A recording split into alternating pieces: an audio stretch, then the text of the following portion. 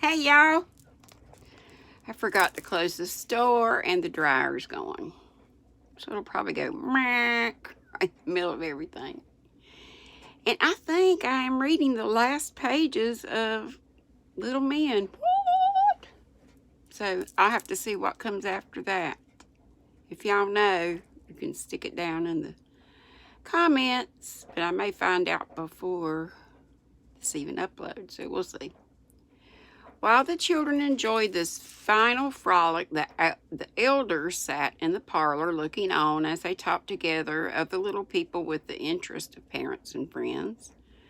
"What are you thinking of all by yourself with such a happy face, Sister Joe?" asked Laurie, sitting down beside her on the sofa. "My summer's work, Teddy, and amusing myself by imagining the future of my boys," she answered, smiling as she made room for him.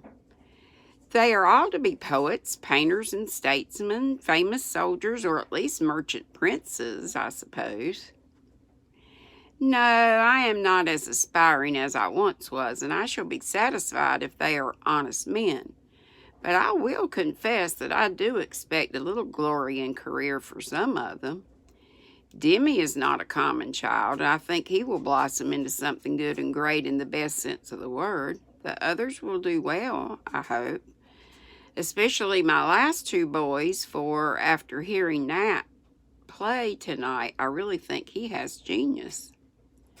"Too soon to say. Talent he certainly has, and there's no doubt that the boy can soon earn his bread by the work he loves. Build him up for another year or so, and then I will take him off your hands and launch him properly." "That's such a pleasant prospect for poor Nat, who came to me 6 months ago so friendless and forlorn. Dan's future is already plain to me. Mr. Hyde will want him soon, and I mean to give him a brave and faithful little servant. Dan is one who can serve well if the wages are love and confidence, and he has the energy to carve out his own future in his own way. Yes, I'm very happy over our success with these boys, one so weak, one so wild, both so much better now and so full of promise." "What magic did you use, Joe?" "I only loved them and let them see it. Fritz did the rest." "Dear soul, you look as if only loving had been rather hard work sometimes," said Laurie, stroking her thin cheek with a look of more tender admiration than he had ever given her as a girl. "I'm a faded old woman." That's what I feel. I had a hat on, sorry for the state of my wild hair. And I stayed up all night long last night. I don't know why. Woo, let's see. "Faded old woman, but I'm a very happy one, so don't pity me, Teddy." And she glanced about the room with eyes full of a sincere content. "Yes, your plan seems to work better and better every year," he said, with an emphatic nod of approval toward the cheery scene before him. "How can it fail to work well when I have so much help from you all?" answered Mrs. Joe, looking grateful at her most generous patron. "It's the best joke of the family, this school of yours, and its success, so unlike the future we planned for you, and yet so suited to you after all." "It was a regular inspiration, Joe," said Laurie, dodging her thanks as usual.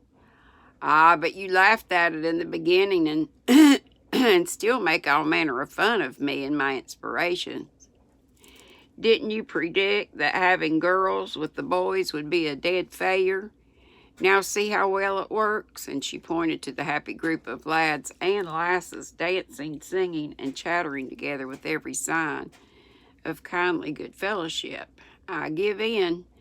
And when my Goldilocks is old enough, I'll send her to you. Can I say more than that? I shall be so proud to have your little treasure trusted to me. But really, Teddy, the effect of these girls has been excellent. I know you'll laugh at me, but I don't mind. I'm used to it. So I'll tell you that one of my favorite fancies is to look at my family as a small world, to watch the progress of my little men, and lately to see how well the influence of my little women works upon them. Daisy is the domestic element, and they all feel the charm of her quiet, womanly ways. Nan is the restless, energetic, strong-minded one. They admire her courage and give her a fair chance to work out her will, seeing that she has sympathy as well as strength and the power to do much in their small world. Your Bess is the lady, full of natural refinement, grace, and beauty. She polishes them unconsciously and fills her place, as any lovely woman may, using her gentle influence to lift and hold them above the coarse, rough things of life, and keep them gentlemen in the best sense of the fine old word. It's not always the ladies who do that best, Joe. It's sometimes the strong, brave woman who stirs up the boy and makes a man of him, and Laurie bowed to her with a significant laugh. No, I think the graceful woman whom the boy you allude to married,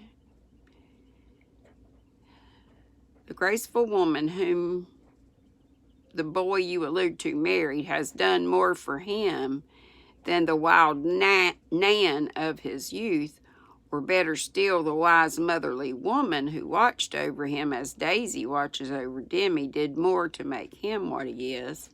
And Joe turned toward her mother, who sat a little apart, with Meg looking so full of the sweet dignity and beauty of old age that Laurie gave her a glance of filial respect and love as he replied in serious earnest. All three did much for him, and I can understand how well these little girls will help your lads. Not more than the lads help them. It is mutual, I assure you. Nat does much for Daisy with his music. Dan can manage Nan better than any of us, and Demi teaches your Goldilocks so easily and well that Fritz calls them Roger, Asham, and Lady Jane Grey. Dear me, if men and women would only trust, understand, and help one another as my children do, what a capital place the world would be. And Mrs. Joe's eyes grew absent, as if she were looking at a new and charming state of society in which people lived as happily and innocently as her flock at Plumfield. You are doing your best to help on the good time, my dear. Continue to believe in it, to work for it, and to prove its possibility by the success of her small experiment, said Mr. March, pausing as he paused to say an encouraging word, for the good man never lost his faith in humanity and still hoped to see peace, goodwill, and happiness reign upon the earth. I am not so ambitious as that, Father. I only want to give these children a home in which they can be taught a few simple things which will help to make their life less hard to them when they go out to fight their battles in the world. Honesty, courage, industry, faith in God, their fellow creatures, and themselves, that is all I try for. Well, that is everything. Give them these helps, then let them go to work out their life as men and women. And whatever their success or failure is, I think they will remember and bless your efforts, my good son and daughter. The professor had joined them, and as Mr. March spoke, he gave a hand to each and left them with a look that was a blessing. As Joe and her husband stood together for a moment, talking quietly and feeling that their summer work had been well done if Father approved, Mr. Laurie slipped into the hall, said a word to the children, and all of a sudden the whole flock pranced into the room, joined hands, and danced about Father and Mother Bear, singing blithely, "Summer days are over, summer work is done, harvest have been gathered gaily one by one. Now the feast is eaten, finished is the play, but one rite remains for our Thanksgiving Day. Best of all the harvest, in the dear God's sight, are the happy children in the home tonight. And we come to offer thanks for thanks are due, with grateful hearts and voices, Father, Mother, unto you." Oh. With the last words, the circle narrowed till the good professor and his wife were taken prisoner by many arms and half hidden by the bouquet of laughing young faces. Oh no, my book went away. There it goes. I'm on the last bit. With the last word circled near it.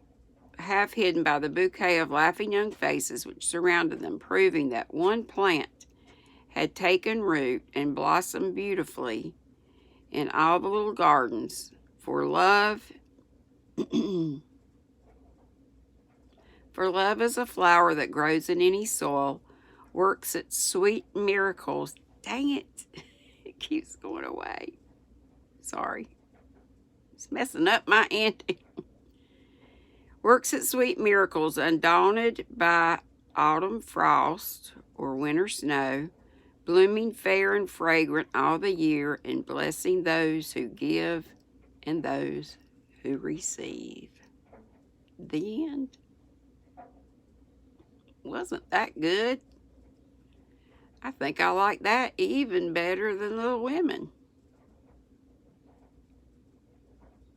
I do think.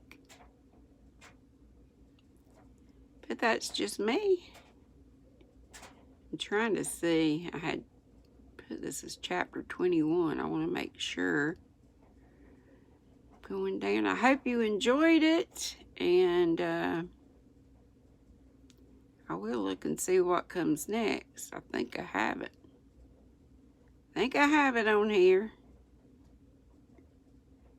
Tomorrow is the day that On the Banks of Plum Creek is due, but I think I'm just going to call them if I have the book that comes after this. Good grief, this chapter never ends.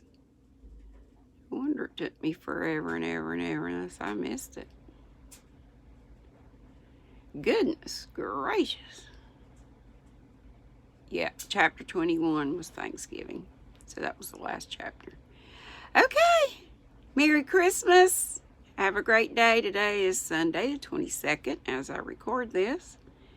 And I'll be live at 3. Hope to see you. Love you. Be sweet. Don't be ugly. This needs to be up, but I do enjoy picking it up as I say it. Thank you, Jessica. Bye, y'all.